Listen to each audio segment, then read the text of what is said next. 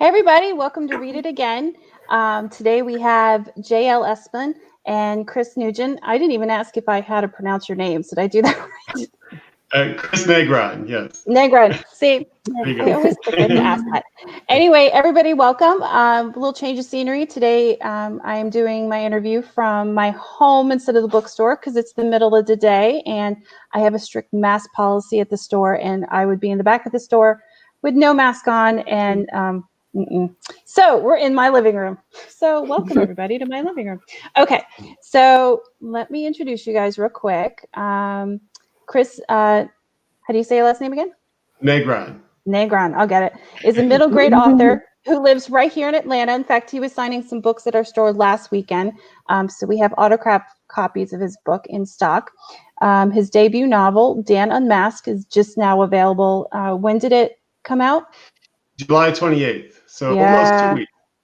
Congratulations. Okay. And J.L Esplin grew up with a Secret Service agent father who was intended on raising self-reliant kids, preparing them for any emergency, especially natural disasters. She lives in Las Vegas, Nevada, on the edge of town with her husband and kids. 96 Miles is her first novel. When did it come out? February 11th of this year. Very cool. When not writing, she enjoys teaching guitar in the fun way, traveling to new places, but not right now, and coming back home to the desert. Yeah, I need to update that. It's okay. Yeah. Well, you could put in parentheses, but not right now. Right. Well, welcome, guys. Thank you. How did you guys meet? So I think our first exchange was we recently did the Middle Ground Book Festival. Both of us had different panels, and we were communicating to try to figure out if we could find a panel to do together, which was, I think, for me, part of the basis for we didn't get to do a panel together. So I thought, well, let's do an event together. So that was kind of how some of this day started. I don't know if you have, Yeah, so we're in like a debut middle grade novel group on Facebook, which I'm terrible at getting onto, but I did good in the beginning, and then I kind of faded away. But yeah, so that's how we met. We're both debut middle grade novels. Okay, so what is a middle grade novel? Do you want to take that one? Okay. Yeah, so it's like that's a category, an age category, 8 to 12, right? I think that's right. Yeah. You go ahead. I was just saying yes. Yeah. Oh, yeah. So people, I forget that there are some readers who don't know what middle grade means, and I always just throw it out there, like, oh, I write middle grade, and they're like, what, for middle schoolers, or so it is kind of confusing. But yeah, it's just an age category that you're writing to. For 8 to 12. Can you guys tell me a little bit of your books? Chris, why don't you go first? Sure. Yeah. So Dan Unmasked is about sort of a 13, and actually we'll get into the middle grade thing maybe in some of this description, but Dan is a 13-year-old comic book loving shortstop who has a best friend named Nate.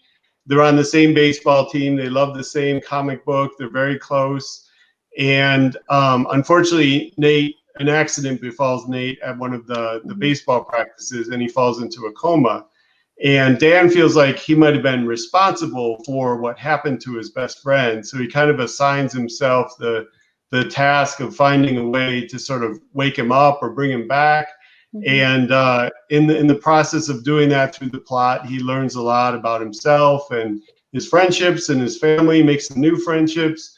So it's sort of there's some humor in it. There's some action, but it's also there's a lot of heart, I think, in the book, and that's kind of the summary of it. It's and that's what I think for me, middle grade readers like all those different elements. Yeah.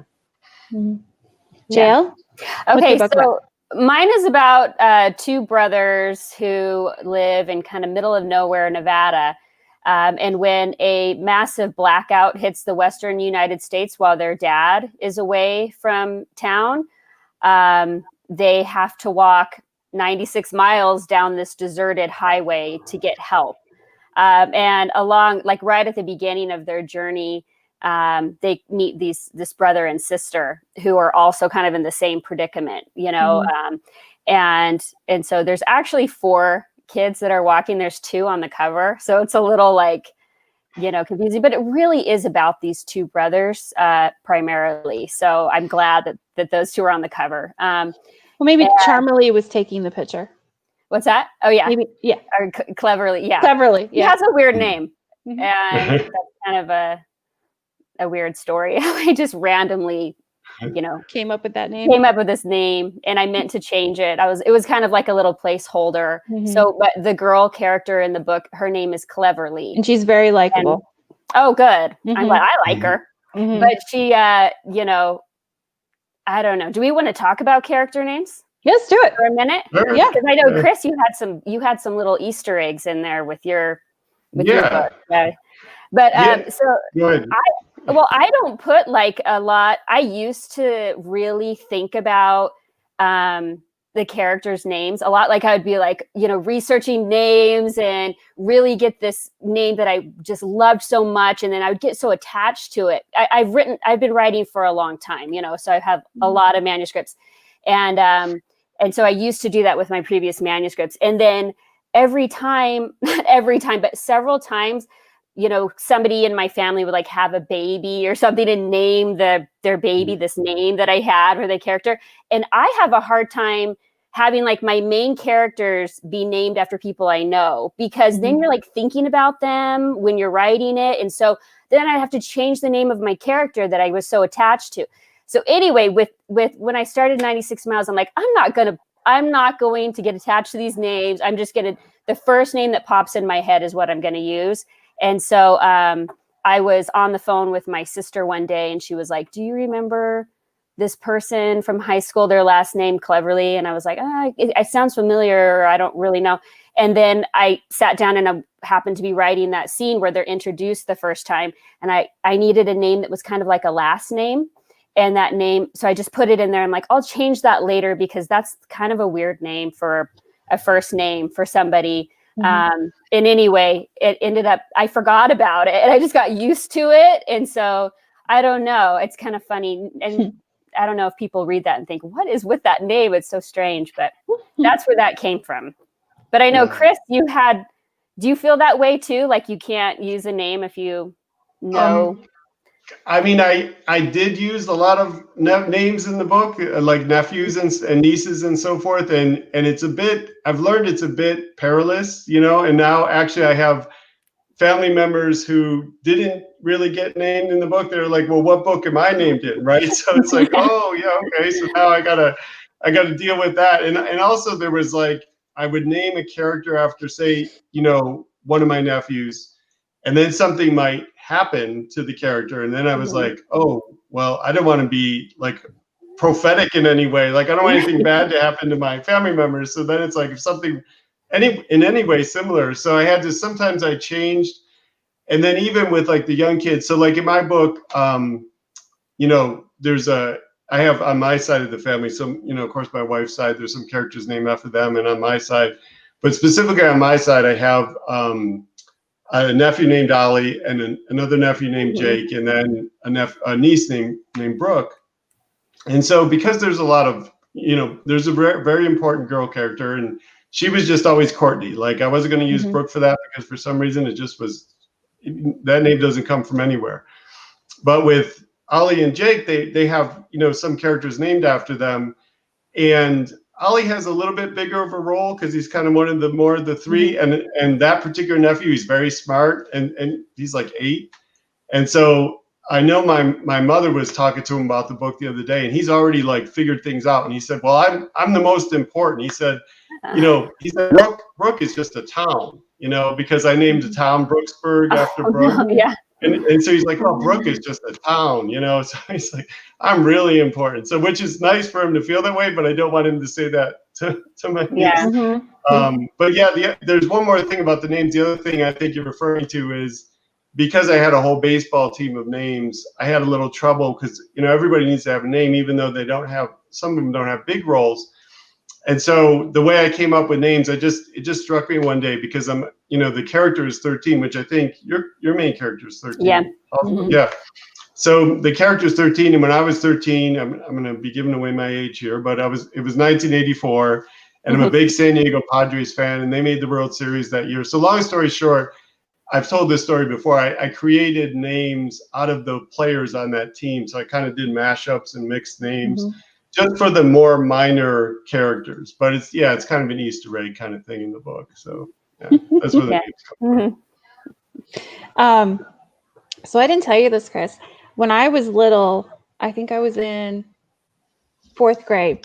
A classmate of mine got hit in the chest and was killed instantly playing baseball. Oh gosh. Happened in Florida. Yeah, and right after that is when they started requiring kids to wear vests. Yeah, because it got heart instantly. So I had a soft spot for your book because it was a little close to home. Wow. Yeah, I'm sorry to hear that. His name was Brian.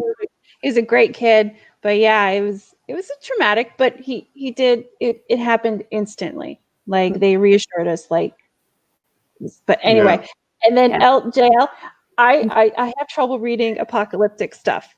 So so your book is really good, and it reminds me kind of like apocalyptic Hatchet, and which I read somewhere else too. But I was so stressed for these kids. Well, I don't see it as I can't even say that word, apocalyptic. Yeah, I see it as a natural disaster book. Yeah, but people call it that a lot. I think it has that vibe. Yeah. I really like dystopian novels, and they kind of got oversaturated at one point. It's like, you can't write a dystopian novel. So I was like, well, I'm going to write then a survival novel because it kind of has the same feel.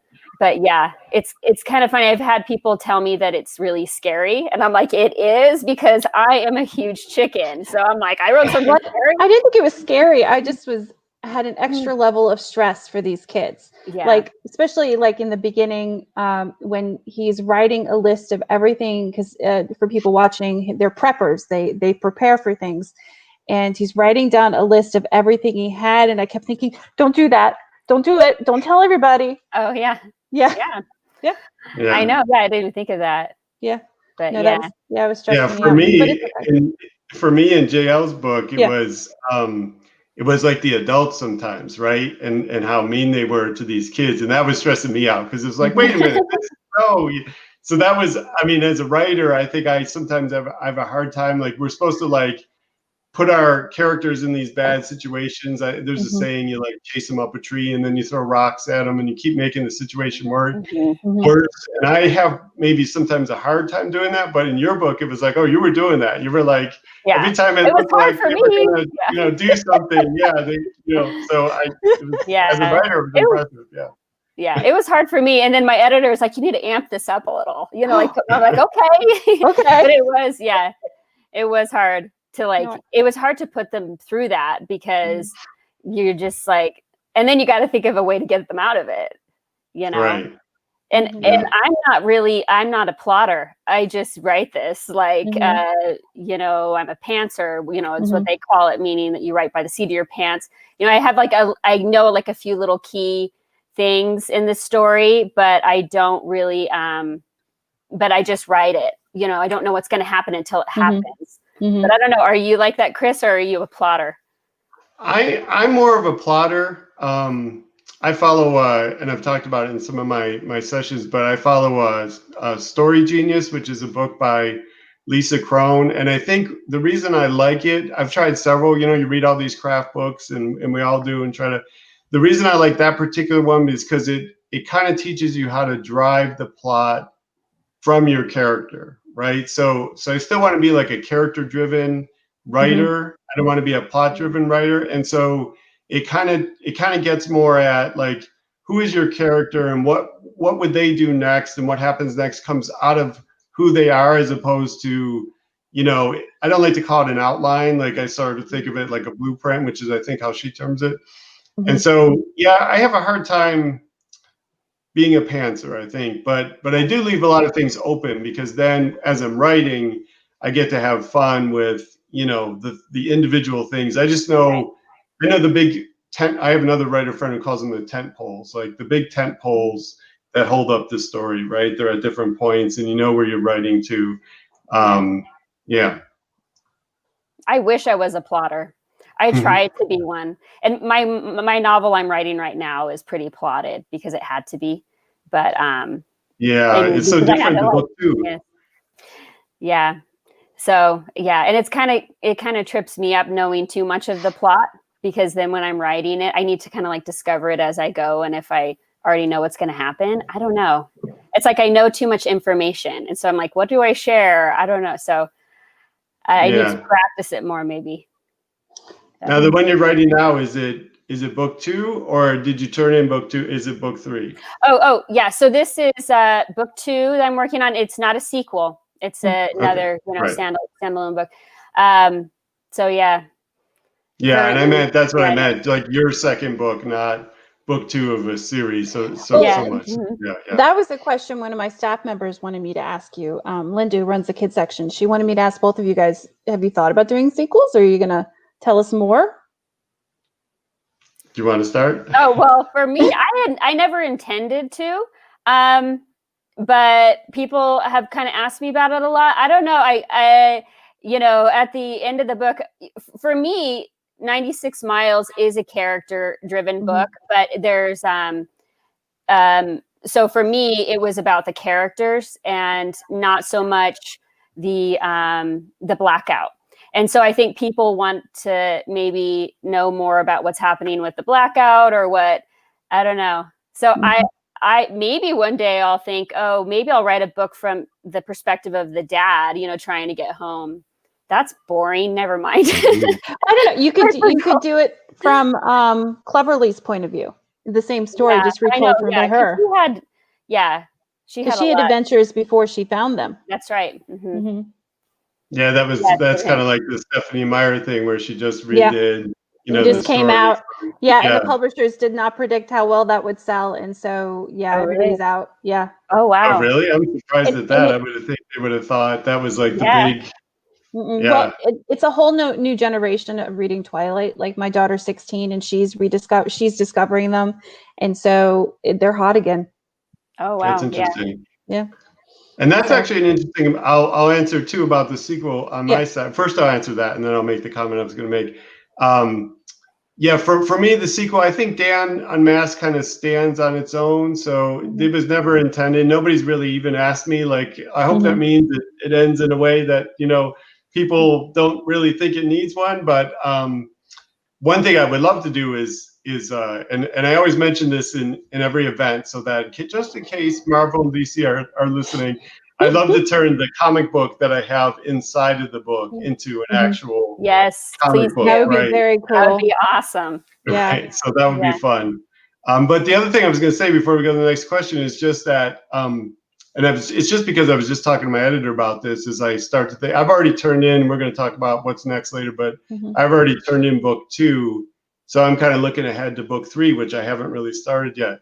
And in talking to my editor, I was talking about, you have sort of a type of book you write, and I want to be different, but I don't want to be too different. It's kind of that brand thing. And she said, well, one of the things to keep in mind about writing middle grade, which is one of your first questions, is it's different than, I think, writing for adults. A lot of adult writers, they get a following. Yeah, and they get a genre and they have to stick to it. Exactly. And the middle grade's all over the place. Yeah. Right. There's an expectation from the author as they follow them along. But with middle grade, I mean, there's a little bit of that, but there's also the idea that people or kids sort of age out. So your readers are like changing over. If you continue in the middle grade, you don't necessarily have to think about, this reader read book A and book B, and now they're going to read book C. It could be that by the time that happens, they're older and they've moved on. So not that you would ever repeat yourself, or that you would ever just rehash the same book, but it's just a different approach, right, to how you decide what your next idea is and that kind of stuff. Yeah, you could do teen books. Yeah, a lot of middle grade authors just write all over the place, and that's awesome, because when you do like an adult genre, you get kind of stuck into it. So if you suddenly produce a book that's totally different than anything you've ever written, people just freak out. Yeah. That's exactly the thing I was bringing up to my editor. Yeah. I was saying, well, I've just heard this from, different writer friends and so forth, that you have to be careful. And it's like, she's like, yeah, that's true, but not as much for you because your readership is rolling over, so it's different. Yeah. And plus bookstores, we stress out because we don't know where to file it. Like S.E. Hinton, famous for writing The Outsiders. Her first book in 30 years was a vampire book. Like, where do you put that? Yeah. Yeah. And I just actually, I was just my current read. I think it's going to be my current read. I've kind of just started it. And I don't know how to say his name, Stephen Chbosky, and he wrote The Perks of Being a Wallflower, right, which was very YA, basically very famous, and it was a long time ago. And I don't think he's written another book. And now the book I picked up is called Imaginary Friend, and it's like a horror. It's like very different from his last one. Yeah. But there was a long time between it, so I totally get that. He's like, now I'm doing something totally different. Exactly. So, I love how both your books really dive into scary subjects. Like, you guys aren't afraid to hold back, and I love that because kids they love reading things that are true. So, can you guys talk about that a little bit? Yeah. Do you want to go first? Sure, I'll start. Yeah. So I feel like you guys should do rock, paper, scissors. I know. Right. We should have keep track of. I guess for me, it's really important for me not to write what I would call write down to the kids, So, and it's interesting because, I'm in a lot of critique groups with other writers and so forth. And sometimes you get feedback where people are trying to really simplify your sentences, or, they express some doubt that kids will be able to handle this or that. And I always take all the feedback I get. That's why I'm in these groups, because I love hearing that kind of stuff as I'm working on something. Some people don't. Some people are like closed door writers, where they just they go off and they work on something. They don't want anybody to tell them until it's done, and then they send it out for feedback. But I like it during. But I do have to be careful, because for me, it's, unless you write for kids, I think sometimes you think a little differently about them. And I just think that kids are smart. I think you said it earlier. And, I just think I'm not afraid to give them, seriousness in the plot, although there's things I hold back from, I think in both of our books. And this is something I wanted to talk to JL about, as far as our characters are 13. We said before, it's 8 to 12, and kids read up. So they like to read about older characters. They don't necessarily. But at the same time, I don't think either of us has swearing in the book. There is some, especially in JL's book, there's maybe more violence. Mine has the one event, right, where he's hit by the baseball, and there's some violence there. But I think, I don't know if our books would necessarily be upper middle grade, because sometimes I think that's driven less by the age of the character, more by the content. And the content sometimes that makes it upper is kissing, and that kind of stuff, which we're starting to see some, there's a gap, right, where there's YA and there's middle grade, and then there's this kind of age that's kind of doesn't have as much to read. They either go up to middle grade or they go back down to YA. So some people are filling that gap with this upper middle grade. And I don't know if our books are that or not that, but it's hard to say. Sometimes I think yes, sometimes I think no. But anyway, that's my answer to your question. It's kind of a long-winded answer about not being afraid to show things. Hopefully I answered the question right. I have a lot of thoughts, Yeah. Well, I would say I think my book is upper middle grade. That's how I think of it. But I could be wrong about that. That might just be my opinion. But I had to really take out some of the kissy stuff. There wasn't kissy, but some maybe implications or something. But but I forgot the question. Oh, I know. Sorry. When I'm writing, I don't think is this too scary? Or I didn't think it was scary at all, because I was whoo, we had no idea. But I didn't think it was. I wanted it to feel kind of intense, and I wanted it to feel a lot of tension, and where I wanted it to feel like a page turner. You did it. Okay, good.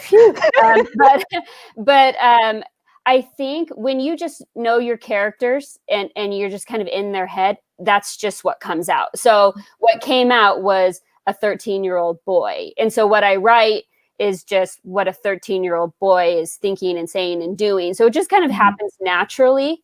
And it's not something where I have to think, well, I would normally say it like this, but since he's 13, I'm going to adjust it and say it like that.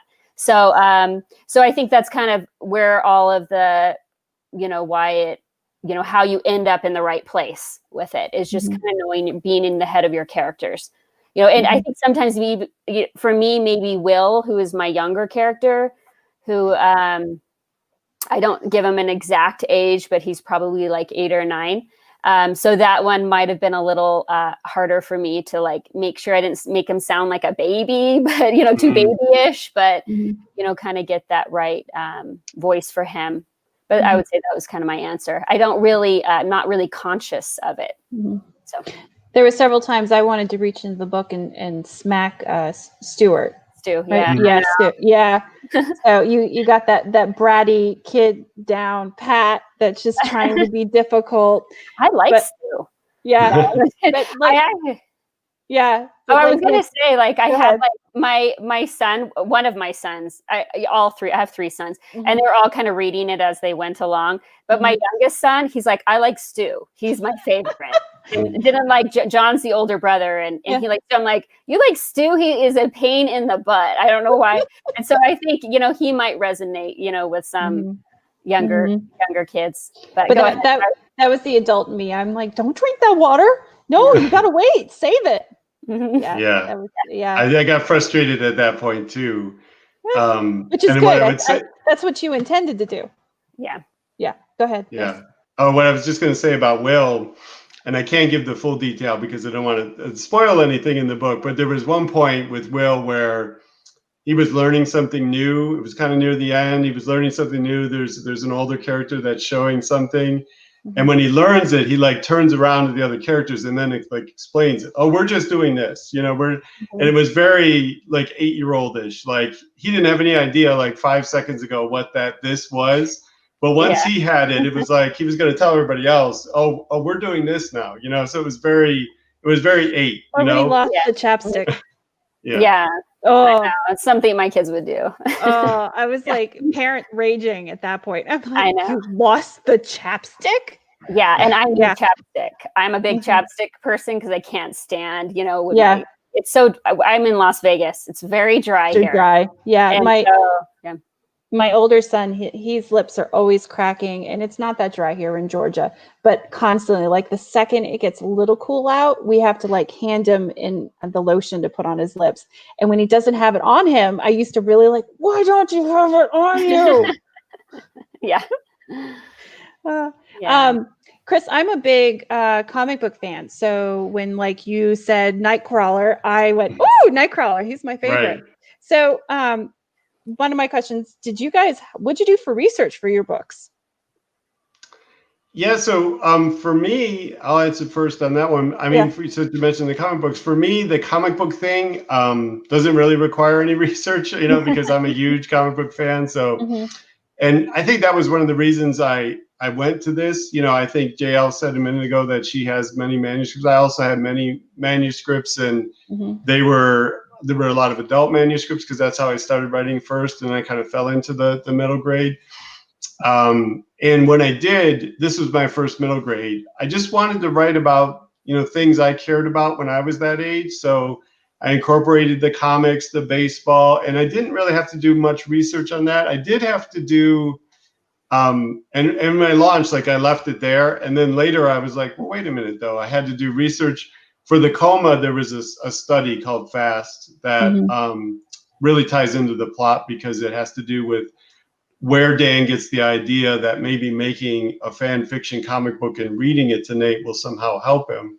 It's a little bit of 13-year-old like magical thinking kind of thing, but at the same time, it's based on this study that this doctor mentions to him. And that I just ran across it one day, and it was like so tied into what I was writing about, because a lot of what I'm writing about is how when you're struggling and you're having trouble, if you dive into the things you love, if you dive into like creativity and art and those kinds of things, there's a power there. And that's actually almost said in the book several times. So, I researched the FAST study. I researched the Dan's mom has a job, which is being a county food inspector, which I have mostly in there for a little bit of humor. And honestly, I don't know anybody who's a county food inspector, so I had to research all that. So a lot of the jobs and the studies and stuff like that. But as far as like the comics and the baseball, that fortunately I just had in my head, so I was able to do all those details. Yeah. I enjoyed the mom's job, screaming out, "Don't get the anchovies." Yeah. Yeah. I wish I had someone with that job in my family. So No, like, I don't. Yeah. I don't want to know. Which restaurant not to go to, right? Yeah. I don't read comic books, but this made me, I'm like, I need to do, I mean, I've always kind of thought like, oh, I should get into comic books because I'm kind of nerdy. I like that. I love nerdy people. I love people that are just enthusiastic about something. I mentioned that I go to Comic-Con, San Diego Comic-Con every year. So, but I haven't gotten into comics. And so I feel like that would be totally me. And then reading this book, I'm like, I need to do this. I need to like find you guys got to give me where to start, a beginner. Well, the fun thing about comic books, they're basically soap operas with superpowers. Oh yeah. So yeah, everybody has dated somebody at some point. Everybody is either married or has kids with this random person who's also a villain, who was a part-time hero, then became a villain, and now is totally changed and is a completely different person now. So yeah. Well, right. If somebody dies, they come back and this kind of thing. And in fact, my mom was a huge soap opera fan. So I wonder if that was my sister sort of followed in her footsteps, but I wonder if that was my like, I'm not going to like soap operas, but then here I am with these comic books and it's like, like soap operas. Yeah. I used to read X-Men when I was a kid and I had it delivered to my house. And I've been reading, I think I have it like right here. I do. Hold on. I've been working my way through the new X-Men stuff. So these. Yeah, the House of X and the Powers of X. Yeah, those are real good. Yeah. I've got a whole stack of them over here and I'm working my way through them. That's how I treat myself on Sunday mornings before the kids get up. I read a comic. Yeah. Well, my favorite. I was just going to say, what about you, J.L., about the research? Oh, we got a little off. I was just going to say, like, my favorite Marvel movies are Guardians of the Galaxy. So if you're going to like shoot me a comic to recommend something along those lines, I like the space stuff. What was I going to say? Oh, research.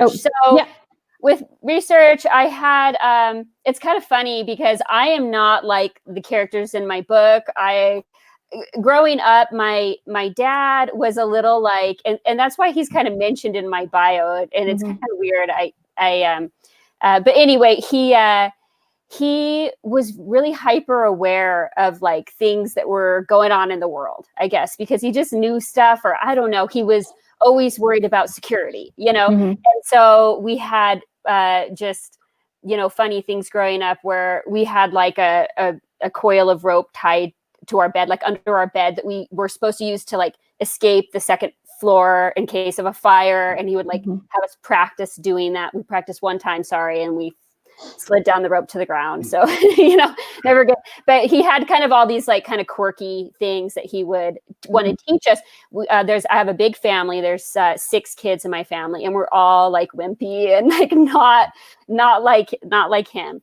And so he this one time I had this memory. This might be getting more into like how I came up with this story, but I was writing. I had so many failed manuscripts, meaning like I couldn't get an agent with them. And we kept starting over, and I knew I needed to start over again. I was like working on this manuscript that was getting some attention from agents, but just wasn't getting past, to the next step. So the first sentence of the story just popped into my head. And that's where this whole thing the whole book came from. I had no idea what I was writing. I had no idea what it was about. All I had was the first sentence, which is, Dad always said, if things get desperate, it's okay to drink the water in the toilet bowl. And so that came from like a story that my dad was taking us around the house and showing us, we lived in Southern California at the time, and he was showing us how to shut off the gas and the water, or, you know, where to find water if there was an earthquake and things like that. And he like took us into the bathroom and he's like, you can also get the water here. He says he only mentioned the toilet tank, but I was like, no, Dad, I asked specifically about the toilet bowl, and you said, yes, we boil it. So anyway, so that's where that came from. And so I'm not really like this. I mean, I try to be. I try to have like water on hand and try to, but really I am like, get a hotel wimpy person. I'm not someone who's even out camping or anything. So I did have to research a lot. And it was kind of funny because when my editor, at one point when we were kind of chatting, and she was like, so maybe you can put in, like, how do you do this? And how do you do, she's like asking me all of these things to try and like amp up, you know, some of the survival stuff. And I'm like, I'll Google it. I mean, I have no idea.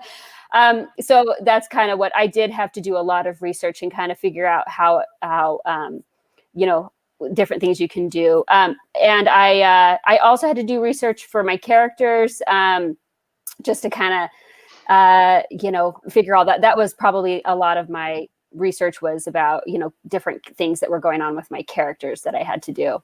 So, so yeah, but I would say like the setting itself was super easy. I didn't have to do a lot of research on the setting because it's set in middle of nowhere, Nevada, and I'm very used. I drive down that highway, up and down that highway multiple times a year, out in the middle of nowhere, and it's kind of what inspired, you know, the plot. You know, was that. You said in one point that the road cuts off 45 minutes to Las Vegas, but if you drive down it, you have no cell service and there's no gas stations.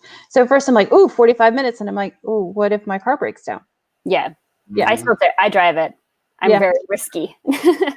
But my wife has family in New Mexico, down in sort of the more barren part, like Roswell, which I have to make the obligatory joke. Oh, it explains everything. Your family's from Roswell, New Mexico, you know.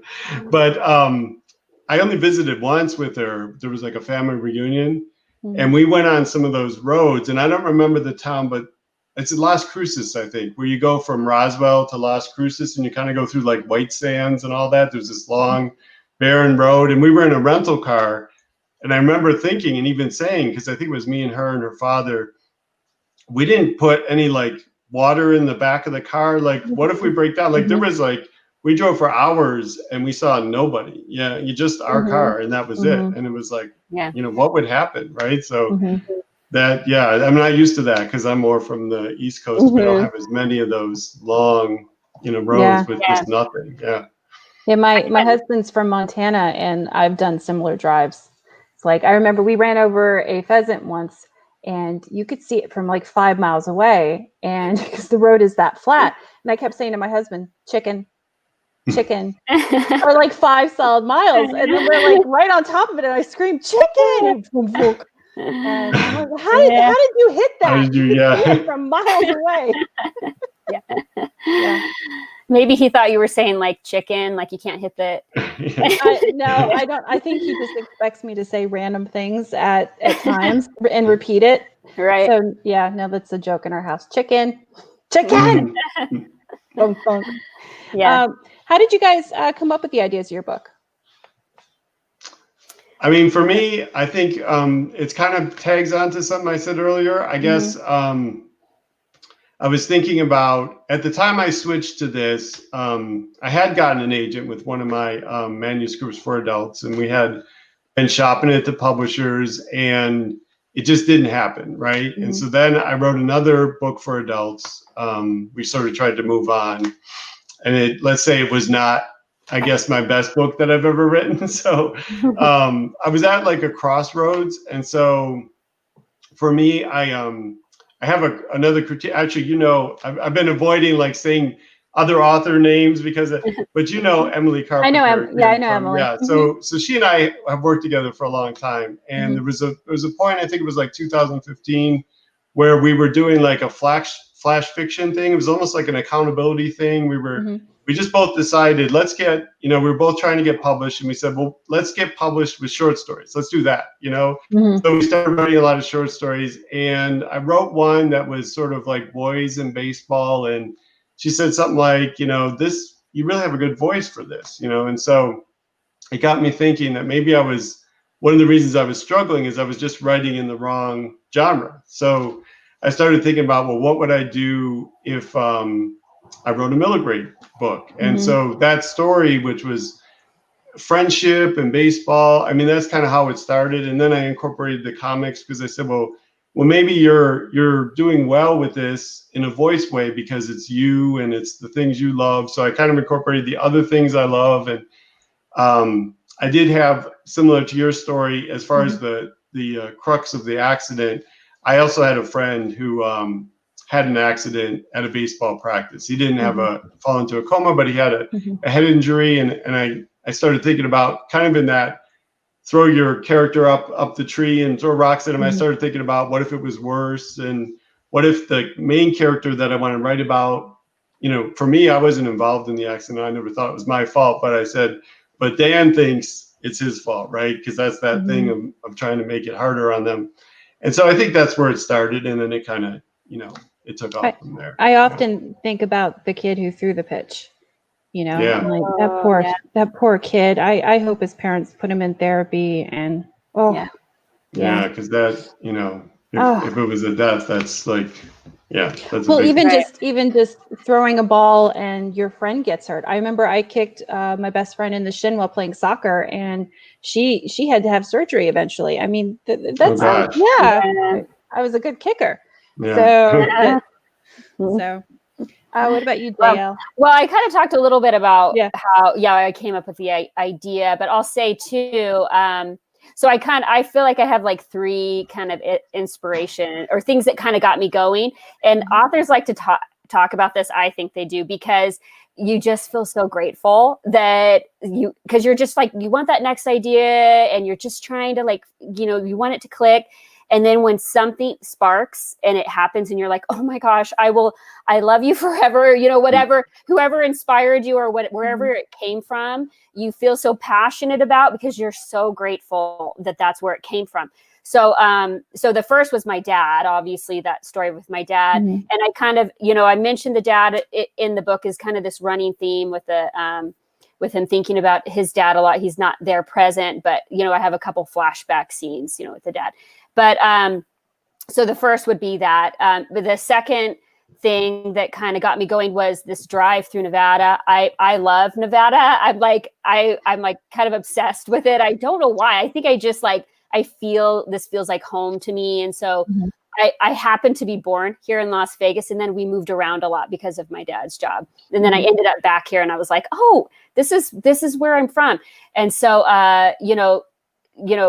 once I had that first line of the story, and I even wrote like the first chapter, not even knowing what this was about. I was just like, the next sentence came to me and I'm like, and then this happened, and then this happened. And so Nevada was a big part of that because it's so like Chris said with comic books, you just know it so well that you don't even have to do research for it. That's kind of how this highway is that I drive up and down, because when you're out there alone by yourself, you feel something like you feel small and you feel like the world is big and the universe, and then you start thinking about life, and so I love that setting. And then the other thing is, do you listen to music, Dan, Dan? Do you get called Dan sometimes because your book? It's funny, but that is not the first time that's happened. And I'm like, I don't know, I guess it's good. Like people see Dan, so it's like, but anyway. It's a great title. I love that title too. Yeah, it is a great title. But do you listen to music when you're writing? I actually don't. I find it, and I know I'm strange like this because I know many writers that do, and you probably do, but I'll let you finish. But for me, I'm super weird. This is going to be a super weird thing, but I write a lot in coffee shops, and so that kind of ambient noise works for me. So I actually when I'm writing at home, I actually have an app on my phone that makes coffee shop noise, and I listen to that. And that's I can't listen to music, but that's music. But I guess that's music. But what about you? You were going to say. Okay, so the Killers. I don't know. The band, the Killers, right? Yeah. Okay, so they're from here, Las Vegas. But anyway, I was listening to their album. it's like an older album, The Battleborn, because I started writing this a long time ago. And as I was just kind of listening to the lyrics and stuff of a couple of the songs, one of them is Be Still and the other is Battleborn, the title track itself.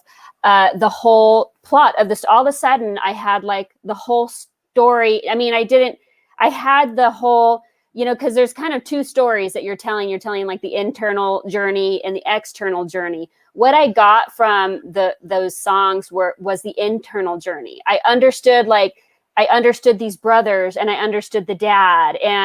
And so that's what the music did for me. So I'm so grateful for having heard that and that it all just started to come together. Mm-hmm. And I also listen to music when I write. And so you write over such a long period of time. Like you write your first draft and then you have to redraft and then you have to do the editing. And sometimes years have gone by and you're like, who are these kids again that I'm writing? I'm writing about these boys again.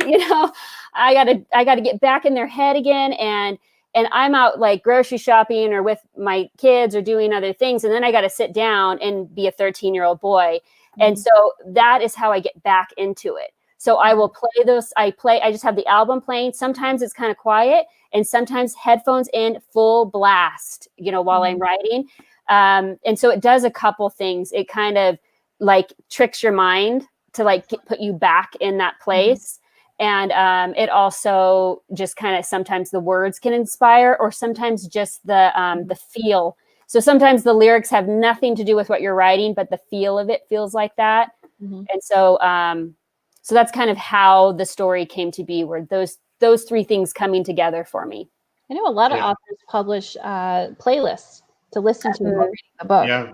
Yeah. A lot of people do that. Yeah. I think that's along the same lines of what they say when you study, you should smell the same thing over and over again and then smell it during the test. Oh, that's interesting. Yeah. I can see how that works, because actually, just to follow up on what JL was saying. So first of all, I mentioned that I don't listen to music while I write, which is definitely true. But I just had a similar, almost the exact same experience you described, where I'm kind of, book 2 is kind of in the can, and we'll talk about that in a mm-hmm. bit. But book 3, I'm kind of trying to figure out. And I listened to a song. It was an REM song in my case.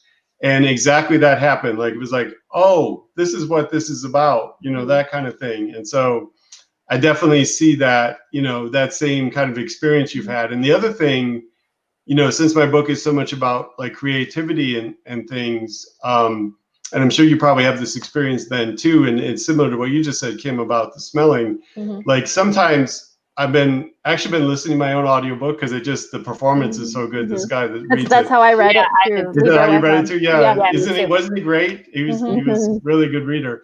But as I'm hearing it, like I'll think in my head, I'll say, oh, I was in this coffee shop in Dahlonega when I wrote that scene. Like somehow my brain has an association with something Moon Cafe. Not that one. Actually, just the Starbucks. There's a Starbucks and it's got like a second floor. Sometimes I go up to Dahlonega. Right in front of the university. Yeah, exactly. Yeah. It's like above where the store is. Yeah. Mm-hmm. Never wrote, I think, in the cafe, but yeah, I've gone to anyway. But yeah. So it's just that you remember. And my wife is a painter, and she said something about. I don't want to misquote her, but she said something about that the other day. She was taking a class, and I think it was the teacher of the class was saying, I remember exactly where I was when I did this painting and that kind of stuff. So I think it's just something about creativity that does that. And maybe also just memory, because you're saying it works for studying. So yeah. And then just the last thing, because you raised it, the title. Yeah. So I have to give my editor a credit on the title, because that was not the title when I got an agent and when we submitted it, but they renamed it as part of the publication process, which is a thing they do, and their idea is usually better than what we come up with. Yeah, so it's a good title. My title was changed as well. Yeah, my title was pretty bad. So we won't even say what our old titles were. We don't want to embarrass ourselves. Yeah. So what are you guys working on now? Do you want to start? Oh, okay. So I'm working on my, another book. I'm kind of still This one has like a really complicated plot for me. I don't know. The last one had kind of a complicated plot, but this one does in a different way. And so I'm kind of, I'm, you know, at the point where I'm like trying to think of like, what is the right, you know, how to kind of fix a little problem or something. Mm-hmm. So I don't want to like say too much about it, but I heard Chris describe his next book as like Willy Wonka meets, what did you compare it to? Yeah, it's Willy Wonka meets, what was it? Gordon Ramsay. Oh, no. Oh yeah, that's right. Yeah. So that's funny because I've been describing my next book as like Willy Wonka meets like the Goonies or something. Oh, okay. Mine is like a middle grade Ready Player One, but it's set in the 80s. So there's no like virtual reality. And how I got the idea for this is actually like a story from Comic-Con, where I, you know, was kind of after all of the panels and stuff are during the day. And then in the evening time kind of slows down a little bit. My sister and I were walking around downtown San Diego, and they have all other like events going on. And somebody came up to us and said, "Hey, do you want to come watch this a movie premiere? We'll give you like free t-shirt. You'll get like Diet Coke and popcorn and whatever." And I love free stuff. So if someone's going to give me like a free, I'm like, I'll take a bookmark. Yeah. You know? So we had no idea what the movie was, anything about it. And it ended up being called Atari Game Over. Have you guys seen that documentary? It's on Amazon Prime, I believe, right now. It kind of changes. But it's about how it's about like the big video game crash of 1983, kind of like after Atari, but before Nintendo, like the dark ages of video games. We had an Atari, yeah. Oh yeah. And in this documentary, it was all about the Atari game E.T. Do you remember that game? Did you play that? I don't remember E.T., but yeah. Okay. I have a good friend who still has an Atari, and my kids go over to his house and they play Atari. Yeah. And I think he has it. Yeah. Well, that game was blamed for the entire for like killing the video game industry. And so this one game, because they said it was so bad. And so what they did is Atari, when they went, we're kind of like on the downcline here. The urban legend was that they took all of these ET video games and they went and buried them in Alamogordo, Mexico. So have you heard of that story, Chris? Yeah. Or this way? I haven't heard of that one either. So this is all new to me. It's very interesting. Yeah. At the time, it was new to me too, because, I played video games as a kid. I was super into Nintendo when that came out. It was like a huge thing for me. But then I get busy with life and stuff. So I'm not as like entrenched in video games as I was like as a kid. And so I hadn't heard this story. I didn't know that this ET is like the number one, is always listed as like the worst video game of all time. Wow, so anyway, this documentary was kind of following that and kind of debunking what they had, that this game was being blamed for being the cause of the demise of video games. So, this was a while ago too. This was probably, I think, in 2014. And so, my wheels were kind of turning. I was like, what if this video game, what if there was a video game and it sucked, and it like was blamed for kind of killing the video game industry, but there is a reason why, it was hard to play. And then the producer of this video game company put out a $1 million prize to the first person who can beat it, to kind of prove that it can be done. And so that's kind of what it's about. And it just kind of starts this adventure. It's super fun. I'm very excited about it. It's a very 80s and very, I feel like sometimes we see a lot of this 80s stuff, but it's like from the perspective of like an older teen or like adult. This is like really, I feel like I'm getting into like the younger 80s, like the Punky Brewster stuff. I was kind of young in the 80s. So like, I don't know why I threw out Punky Brewster, but like really young, that's what I mean. So anyway, so that's what I'm working on now. I think it's going to be great. And I'm excited. I just need to like get it get this one little thing, and then I'm going to be cruising through to the end there. So what did you guys read growing up? Oh, did you talk about your next? Actually, yeah, I'll answer the question about what I'm working on next. I had so No, that's distracted by okay. ET, I forgot. Go ahead. That's okay. And then we'll talk about reading. And actually, maybe I can answer both at the same time because it sort of plays into it. So my next book is The Last Super Chef. Again, it gets into sort of, what I love kind of thing. So I'm like huge into those chef shows, Gordon Ramsay, Master Chef, Iron Chef, and Chopped and all that stuff. So, and I also, when I was young, I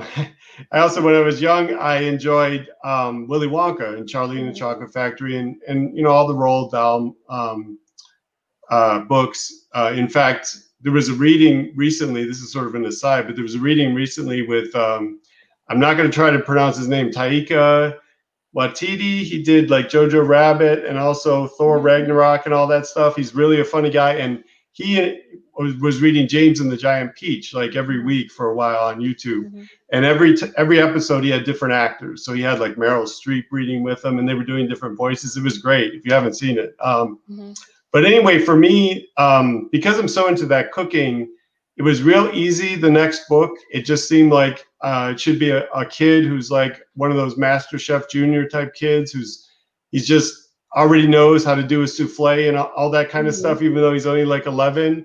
So, and it's a contest. The reason I say it's like Willy Wonka because it's a contest. So there's like 5 kids who go to New York and they're all competing for the big prize. And I won't belabor it too much, but there's sort of a secret. So that one is done. It just went through copy edits and I just turned it in. So besides writing like acknowledgments and proofreading it and stuff, it has a publication date, July 6th next year. So it's all done. I've started, as I mentioned several times, started to think of book 3. But just to roll into the other question. So those kind of, when I was real young, those kind of books like Ramona and Beezus and then Willy Wonka and those kind of Charlie and the Chocolate Factory. Everybody calls it Willy Wonka, but it's really Charlie and the Chocolate Factory, right? And then I think I kind of skipped, which is interesting because I write middle grade. I went from those kind of books to like Stephen King and Dean Koontz, right? So that's sometimes you have kids that do that, like they skip over. And really, when I was young, there wasn't really YA as much. I mean, there were books, like you said, like The Outsiders and things like that. But we read them in school. But personal reading, I think I jumped into horror. And then I jumped into fantasy because I was a big Dungeons and Dragons player. So I read like all the Dragonlance and, of course, the Lord of the Rings. And there was a series, David Eddings, which was like one of my favorites. I was like the only one who liked the David Eddings run. He was very prolific, yeah. Yeah, so those kind of things. Yeah. Well, this is sad, but I didn't read as a kid, so I don't have any like favorite childhood memory of reading as a child. I actually struggled to learn how to read, and so I, like, in fact, before going into 3rd grade, I was tested to see if I had, learning disability because I just struggled so, and I had no idea why. I remember being in 2nd grade and being in 3rd grade and being kind of pulled out into these special reading groups and not wanting to be pulled out. I don't want to be in this group, but I don't know how to get out of it. And I don't know why I'm being put in it. I couldn't figure a way out of it. And so I think at the point when they did all this testing, I remember everything about it because it was like kind of traumatic for me. I think I kind of came to the conclusion that I am just a bad reader. And so I would rather own that and just tell people ahead of time, I can't read, I'm a bad reader, than have, somebody talk about it behind my back or something, maybe, I don't know. And so I kind of took on that as an identity of like, I don't read and I'm a bad reader. And so I never, I didn't practice reading. I didn't get better at it because I was so, I was intimidated by it. I was scared. I remember being in class and like shaking and like sweats because they were about to come to me, and I had to read aloud, and I couldn't read aloud, and I had trouble pronouncing words. I still have trouble pronouncing words, and I had struggled with spelling, and I still have trouble spelling. So, anyway, this lasted all the way in through high school into college, and it wasn't until I was in like my early 20s that I swear I never read a single book through school. So you can get through school without reading, and you need to kind of find those kids and, you know, figure out, you know, how they're kind of finagling it and getting through. But yeah, and my I read my first book when I was in my 20s, and it was kind of this light bulb went off, and I think it was like I didn't really have to prove it to anybody. I didn't have to answer to anybody about it, and it was an amazing experience for me. I had no idea that reading could be like that. I didn't know it could be like watching a movie, because I love movies. I love stories, but I was scared of reading and intimidated by it. So anyway, so it was this big light bulb moment. I became obsessed with books, obsessed with reading. So I read obsessively for 2 years. Like, I'm talking, you guys probably know, as being like avid readers, you can get to the point where you're reading like 3 or 4 books a week, because you're just go, you know, and I had nothing else to do at the time. So anyway, so I read a lot of middle grade, like younger books for kids as an adult. And it's funny that some of my favorite books are middle grade, you know, even reading them for the first time as an adult, like Okay for Now by Gary D. Schmidt, and I'm like blanket. Oh, The Thief series by Megan Whalen Turner. Am I saying Whalen or Whalen Turner? Is one of my favorite series. Have you read that? Thief. The Thief series. I just see the cover. Like The King's Thief. Is that one of them? It's the first is called The Thief, and then it's like the Queen of Atolia and the King of Atolia. Okay. I found it. Oh, yes. Yeah. So you must read that. And it's a huge inspiration for both of those books, or for 96 Miles, even though they have nothing to do with 96 Miles. It's still kind of inspired it. But anyway, so that's kind of my, and then after 2 years of reading, I had the nerve to think I wanted to be a writer. And then I'm like, I could write my own book, and started writing, really not having that foundational background of, you know, going through school and like challenging yourself with all of that stuff. So I had a big learning curve, and that's why it probably took me so long, because I wrote my first manuscript in 2002, and immediately started querying it, you know, and and I just kind of learned as I went, and I kept all of this secret. Like, I didn't tell anybody. My husband knew. You know, my kids were kind of around. They didn't know what I was doing, really.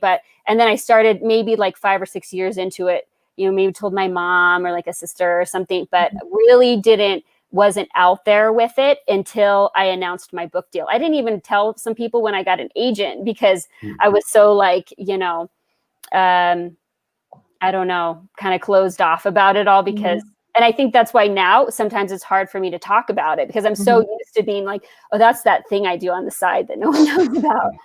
So, yeah, I didn't learn how to read till the second time I did 3rd grade. So, and I still can't spell. Yeah. Yeah. Okay. Well then.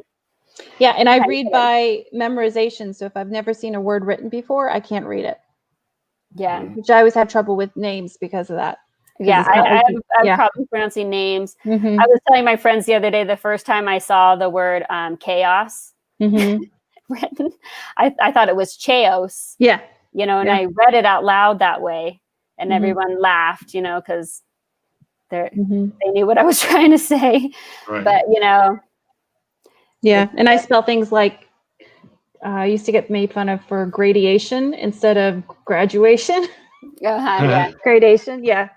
Yeah. I can't spell. I can't even remember. It's like my mind just goes blank, and it'll be just like a regular word that you hear all the time. It's like the same. I misspell the same words over and over again, and it's like, thank goodness we have spell check and whatever. And that's you know. So it's just kind of a little quirk thing that I have to, you know, overcome. Yeah, I have kind of an opposite thing where, like, my wife asked me a word the other day. She said, she was reading some article. She said, what does this word mean? And I said, is it spelled? And it was I don't remember the word, but it was a fairly complex word. And I spelled it correctly because I sort of have I could do that. But then she's like, yeah, that's it. And I said, I don't know. So I didn't know what the word meant, but I knew how it was spelled, right? So it was very weird because it's like, I mean, it's not in my vocabulary, but somehow I've seen it once. So Yeah. Huh. All right, guys. Well, thank you for doing this with me. I really enjoyed it. And I'm definitely going to hand sell the crap out of your books. Oh, thank you so much. So well, this has been a lot of fun. Yeah, thank you for having us. Thank you. So everybody, go out and support your local independent bookstore. It doesn't have to be us, but we prefer it to be us. We have copies of Dan Unmasked in stock, autographed, and I have copies in 96 Miles. JL, can you send us some autographed book plates? Oh, sure. Oh, we'd love that. Yeah. That'd be so cool. If you guys are looking for a good middle grade read, main characters are a boy, lots of adventure, some comics, some tough decisions. These are definitely your books for you, and we have them in stock. So thanks again, everybody, for doing this. I really appreciate it. Okay. Thank you so much. Thank you. Bye. Bye.